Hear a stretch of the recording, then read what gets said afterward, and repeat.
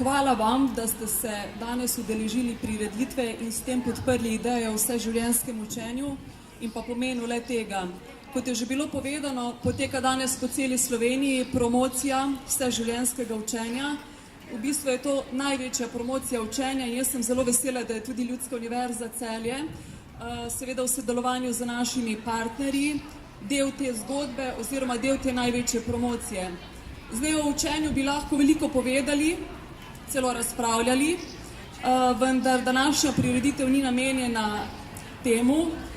Pomembno je zavedanje, da je učenje ena najpomembnejših vrednot, je svoboda in vsako učenje je dejansko učenje za življenje.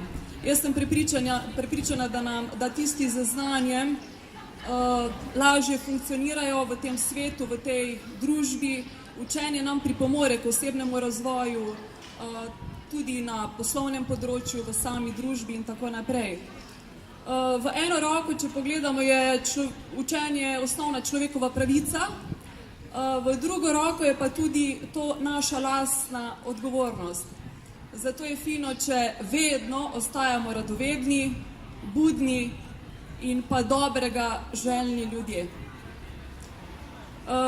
Današnjo parado učenja nam je pomagalo organizirati več kot 45 izvajalcev, ki se predstavljajo na stojnicah v mestnem središču in jaz vas res lepo prosim, če si vzamete mogoče par minut časa in si njihovo dejavnost pobliže pogledate.